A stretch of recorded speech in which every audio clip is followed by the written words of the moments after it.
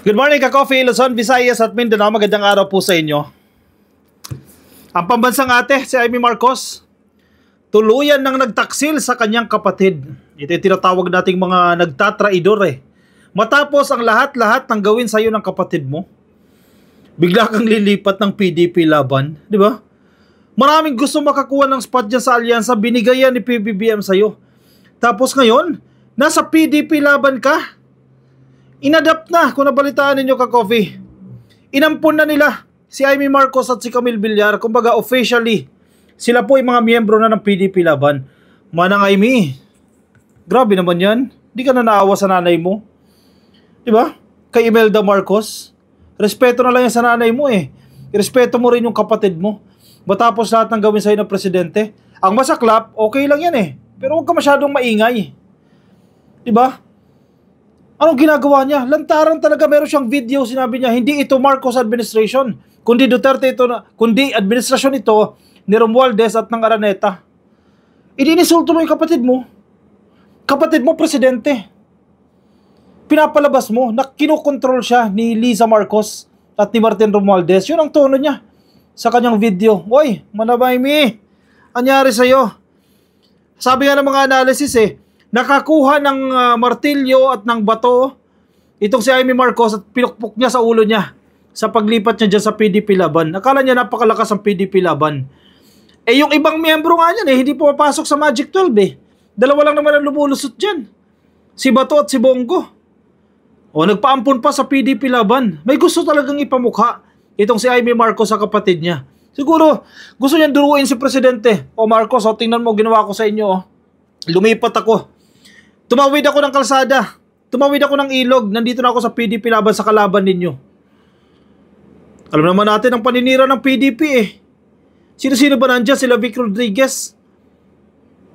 Sila Marcoleta. Si Bato. Philip Salvador. Ano ba ginawa nila sa administrasyon? Diba? Birahin ang birahin. Doon, kumampi si Amy Duterte. Amy Marcos pala.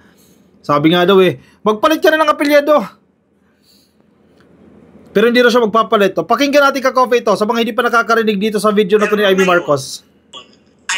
Ang gobyerno ngayon ay hindi Marcos. Ang gobyerno ngayon ay hindi Marcos.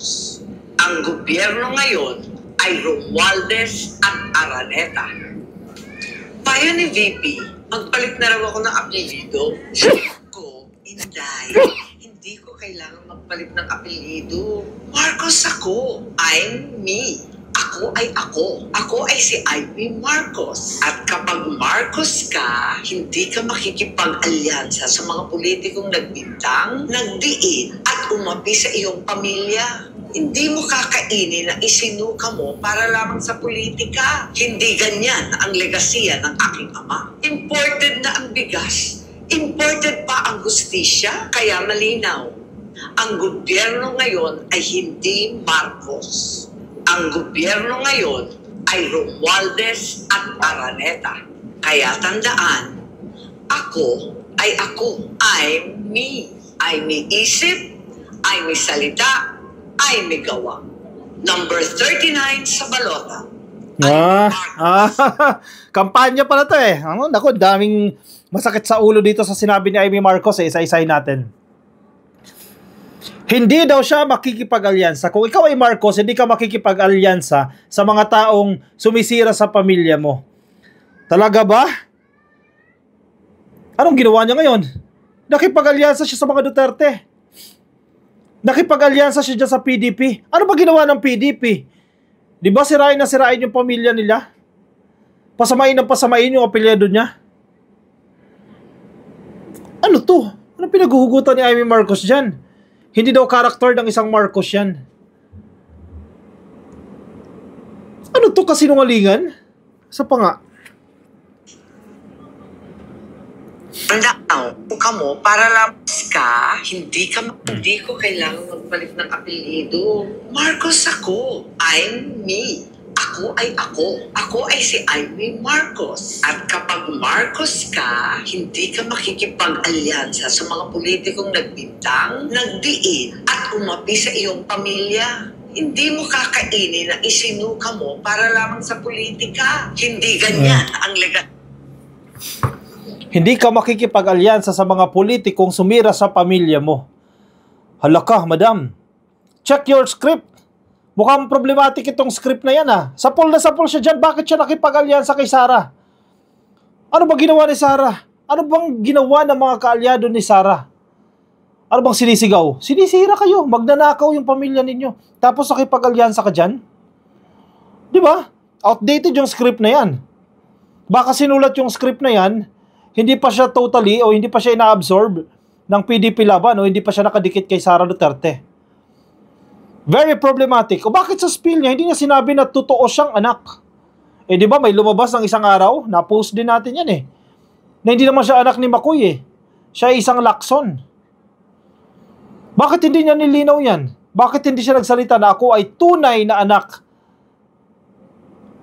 ni Apo Lakay? Bakit hindi niya sinabi?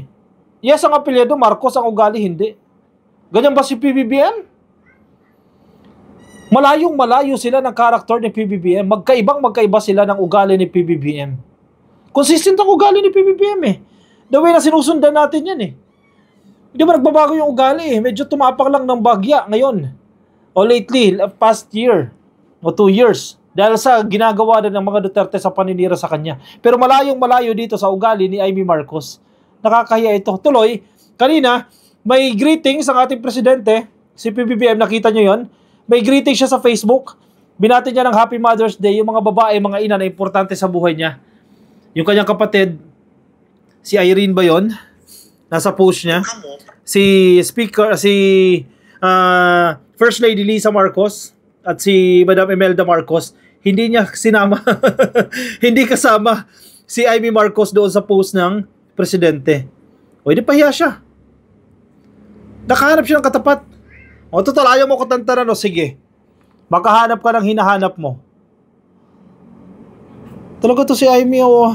Isang malaking good luck na lang talaga kung mananalo siya. Nasa sa inyo yan ka-coffee. Mga nakikinig sa atin. Sige, tingnan natin kung mananalo si Amy Marcos dyan. O, nasa ABS-CBN. Kanina lang ito ka-coffee. PDP adopts Amy Marcos, Camille Villar to protect Sara Duterte. O tingnan mo naman yung mga yan. Anong motibo ng mga yan? Huwag ma-impeach si Sara Duterte. Huwag ma-convict si Sara Duterte. Nararamdaman nila makukonvict yan eh. Kinakailangan talaga nila magpalakas. Kaya si Sara Duterte noon hindi nag-i-endorso ng senatoriables. Ngayon nag-iingay na. Kinakailangan mag-endorso ng mga senador kasi investment niya yan. Kinakailangan niya ng proteksyon dyan sa Senado. Dahil kapag wala, makukonvict siya, matatanggal siya. Hindi tapos ang pangarap niya maging presidente. Oh, sumugal na. Sino kaya nagkumbinsi dito kay Amy Marcos? Sa sinasabi niya, hindi ako makikipag-alyansa sa mga sumira sa pamilya ko. Ano nangyari? Di kinain mo rin yung suka mo. The Partido Demokratiko Pilipino o PDP adopted Senator Amy Marcos and Representative Camille Villar. Oy, crime water against humanity, sabi pa ni Nyolo. Kumusta ang supply ng tubig? Camille Villar as guest candidates in the senatorial slate on the last campaign day of the 2025 midterm elections, citing similar values and I quote, need for more allies to protect the Vice President from impeachment. Huhuli. Kailangan ng kakampi para hindi ma-impeach si Sara Duterte, para hindi ma-convict si Sara Duterte. Nag-isip pa ng magandang dahilan eh. Meron daw pong similar values. Niloko nyo yung sarili nyo. Paano nagkaroon ng similar values yan? Anong values yan? Sa bagay, tama nga naman. Parehas kayo ng mga ugali o siraan nyo na siraan ng Marcos. Siraan nyo na siraan ng administrasyon yan. Similar values nyo nga yan. The PDP instructed all members to extend their full support for Senator Marcos and Representative Villar, noting that the party aligns itself with leaders, and I quote, who demonstrate a dedication to addressing the needs and aspirations of the Filipino people through legislative advocacy and policy initiatives consistent with the party's objectives. Unquote. Oy, motherhood statement naman yan. Hirap ipagtanggol na. Nahirapan kayong i-justify, no? Yung pag-i-endorso nyo kay Amy Marcos, samantalang galit na galit kayo sa pamilya Marcos. O, si Harry Roque lang, galit na galit eh. Never again daw eh. Galit na galit eh. I-PDP yan, sinusuportahan niya. Ano ibig sabihin yan? O, hindi lang si Harry Roque yan. Marami pa mga PDP na magtataas talaga ng kilay. Bakit inendorso si Amy Marcos? Oh, anyari? Ba't nyo inampun yan? Kala nyo makakakuha kayo ng dagdag suporta, no? O magkano? Yan ang tanong dyan. Magkano ang ibinayad para iampunin sila? Baka yung last event ng rally nila dyan, may sumagot. Sino kaya ang nagpondo? Oy, alam na. Maria Imelda Amy Marcos and Camille A. Villar were personally endorsed by Vice President Sara Zimmerman Duterte, the PDP said in a resolution posted on social media. Takot pala kayo kay Sara. There is a need for more allies to protect the Vice President from impeachment, the party said, noting that it is practical for PDP to complete the 12 senatorial slates. Wow, inconsistencies. Ngayon nyo sasabihin, last day ng kampanya, kahapon ka-coffee, last day ng kampanya, tapos ngayon nyo sasabihin na importante na kumpleto yung slate ninyo, na kumpleto kayong 12. For the longest time, ang narrative ninyo, okay na kami dito sa Duterte, kaya nga Duterte ang tawag ninyo eh. Tapos ngayon, tapos na ang kampanya. Sa ngayon nyo sasabihin na kailangan kumpleto yung 12. Sinong niloloko ninyo? PDP. Kapwa ninyo niloloko ninyo. Oy, PDP ka ba? Tingnan mo, niloloko kayo. Sabi sa statement, importante na makumpleto yung 12 senatorial slate. Tapos na yung kampanya. Doon nyo lang na-realize yan. May mga statement kayo before. Sinasabi nyo, okay na kami dito sa 10. In fact, nahirapan niya kayong buuhin yung 10 na yan. Kung sino-sino na lang hinatak nyo. Diyan yan ang galing yung term na Team Suka eh. Walang makuha. Kaya kung sino na lang, parang bibili lang na suka, o sige, tumakbo ka na sa pagkasenador.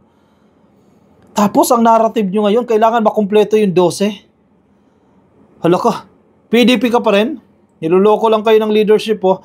Senator Marcos and Villar were launched as part of President Ferdinand Marcos Jr.'s alyansa para sa bagong Pilipinas senatorial slate at the start of the campaign period earlier this year. Ito yung mga taksil eh. Sinuportahan ng alyansa yan, no? Kahit papano, nakatulong ang alyansa sa kanila, nakakuha ng boto sa kanila. Tapos bigla mong iiwan, si Camille Villar eh. Doble kara. Sana noon ka pa nag-resign sa alyansa, si Amy Marcos nag-resign, nag-withdraw ng kanyang alliance. Si Amy Marcos, natapos na lang ang kampanya, ando doon pa rin siya, nakabalandra pa rin siya sa alyansa. Diba? Ano yan? Mangga. Yan ang gagamit. Ginamit mo yung partido, ginamit mo yung alliance, yung alyansa. Di ka rin naman pumupunta. Ilang rallies ang napuntahan natin. Hindi naman pumupunta rin si Camille Villar. Ano yun? Libre? Papa-endorse lang? The two bolted from the administration camp after former President Rodrigo Duterte's arrest and eventual detention in the International Criminal Courts facility in the Netherlands. Balinaw naman kasi na pro-Duterte si Amy. Pro-Duterte si Camille Villar. Pare-pareha sila. Dinadahilan nyo pa yan pagkakahuli kay Digong eh. Pagkakakulong dyan sa ICC, na tama lang din naman ang nangyari dyan eh. Idadahilan nyo pa yan para nagkaroon pa kayo ng justification. Nagkaroon pa kayo ng dahilan para kumalas. Lumabas ang tunay na kulay. Yun ang palabasin ninyo. Yun ang totoo. Lumabas ang totoo nyong kulay. Na ginagamit nyo lang din si Marcos. Ginagamit nyo lang din ang administrasyon para sa political gain ninyo. Sa self-interest ninyo. Nang na-corner na kayo, sige, lumabas na ang totoo. Kayo talaga ay maka-Duterte. Plastic ba? Traidor ba? All members, officers, and supporters of PDP at all levels of party organization are hereby directed to extend their full support to the candidacy of Amy Marcos and Camille Villar by actively participating in and facilitating their inclusion in all sample ballots and other initiatives deemed essential to the success of the party's senatorial campaign. Sabi ng kautusan na yan. Pero masakit to sa damdamin ng mga PDP ha. Kung ikaw ay PDP, medyo masakit-sakit ka coffee ito ha, dinidiktahan ka na oh. Galit na galit ka sa Marcos eh, galit na galit ka sa apelyadong Marcos eh, even kay Amy Marcos, galit na galit ka oh. Tapos sasabihin itong resolution na to ng PDP, suportahan nyo si Amy Marcos. Kinontrol ka, diniktahan ka ng pag-iisip, tapos PDP ka pa rin, huwag mo sundin. Bakit mo susundin? Against your will. Binili yung boto mo, parang ganun ang lumalabas. Para ipaboto sa iyo yung tao na yan. Ito nga sinasabi natin eh. Kung binili yung boto mo, no choice ka, kailangan mo tanggapin dahil baka magalit ka o mag-cause ng kung ano man, for any reason. Pero huwag mo siya iboto. Iboto mo yung nasa puso mo. Kung hindi mo kaya talagang tanggapin, hindi huwag mo tanggapin. Kung ikaw ay mapapahamak dahil sa hindi mo pagtanggap, hindi tanggapin mo. Depende sa konsensya mo. Pero huwag mo pa rin iboto. Kasi konsensya mo yan eh. Parang ganyan ang nangyayari. Ang mga PDP, dinidiktahan kayo, iboto nyo si Camille Villar, kahit yung tubig ninyo, palpalyado. Hindi iman lang pumapatak ang sunod-sunod na patak sa tubig ninyo dahil ang supplier pamilya ni Camille. Iboboto mo pa rin kasi PDP ka dahil sabi ng leadership ninyo. Si Camille Villar, problema sa tubig. Si Amy Marcos, galit na galit kayo dyan dahil kapatid dyan ni PBBM na nagpakulong sa tatay digong ninyo. Tapos sasabihin sa inyo na iboboto nyo pa rin? Sino may problema? No, may problema kayo dyan. Never ko sinabi na ang campaign for the senators is for the impeachment because I said earlier, the impeachment is a different matter altogether. The Vice President told reporters on the sidelines of a sortie in Digos City. Excuse me? Inconsistencies. Hindi lumalabas yan si Sara para mag-endorso ng senador. In fact, si Vic Rodriguez, galit nga yun dyan kay Vic Rodriguez eh. May isang event, hindi niya minention yung pangalan ni Vic Rodriguez eh. Tapos ngayon lalabas, i-endorso si Vic Rodriguez. Bakit? Kailangan niya ng boto para hindi siya ma-convict. Tapos sasabihin ngayon, hindi siya nangangampanya para sa kanyang impeachment. Excuse me. Natanggap ko na kung ano yung pwedeng kahinatnan niya. Pwede ako mabigyan ng guilty verdict. Pwede ako mabigyan ng acquittal. And okay na ako doon, sabi niya. Para sa akin, napakalaki na ng bagay na mahalal by 32.6 million votes as Vice President. Pero hindi okay sa amin yan, hindi mo ibalik yung pera. Okay ka, sige, matanggal ka sa pwesto, pero nasaan yung salapi? Millions of pesos na wala sa kaban ng bayan. Dapat, isauli mo rin. Okay ka na pala eh, pero ang taong bayan hindi okay. Nawala ng pera ang taong bayan, nawala ng pera ang kaban ng bayan. Tapos sa'yo okay lang? Aba, matindi naman pala yan. The Vice President impeachment trial in the Senate is expected to begin in late July after the House of Representatives earlier voted to oust her for, alam nyo na ka-coffee yan, background story. Kapal din ah. Okay na ako, sige, kahit ma-impeach ako, hindi, ma-convict ako or ma-acquit, okay na ako. Hindi okay, madam. May nawawalang pera. Milyones. Kaya dapat may kasunod dyan criminal charges para mapanagot at makulong. Hoy, naku po. Grabe ha. Tapos nakipag-alyansa pa itong mga traidor. Para kay Sara Duterte. Matindi. Huli kayo. Kaya reminder ka-coffee, kayo boboto bukas. Yung ngayon, May 12 ka-coffee, boboto kayo. Make sure na yung iboboto ninyo, hindi tulad ni Amy Marcos, hindi tulad ni Camille Villar na magtataksil. Andiyan, magaganda yung option, alyansa minus Amy, of course, minus Camille Villar. Kulang pa, andiyan si Kiko Pangilinan, ini-endorso din natin ito, sinusuportahan natin. Kiko Pangilinan. Andiyan si vlogger Mark Gamboa, matalino ka-coffee, atinista. Importante yung tutulong sa gobyerno. At may napatunayan. Party list, huwag kakalimutan, napakahusay din, number 83, OFW, nasa likod po yan ng balota ninyo. Isa lang po ang pwedeng iboto sa party list ha, number 83, OFW party list. Iboto po natin yung mga karapat-dapat. Karapatan po nating bumoto bukas, saglit lang naman yan. Alas 5, pwede na kayo pumunta, Senior Citizen PWD, may mga special lanes po sa inyo. Bumoto po tayo, karapatan natin yan at responsibilidad din po natin na bumoto para maghalal ng taong mamumuno sa atin. Make sure na matino yung inyong iboboto. Sa local level, tingnan ninyo yung mayor, congressman, governor, vice governor, councilors, make sure na matitino at hindi magnanakaw sa bayan. Isang beses lang yan ka-coffee. Sa loob ng 3 taon, huwag natin sayangin itong pagkakataon na ito. As much as possible, bumoto po tayo. Ako, boboto rin ako ka-coffee bukas, no? Ang style ko kasi bandang hapon eh. Kasi sa umaga, nagkakasiksikan eh. Bandang hapon ako bumoboto.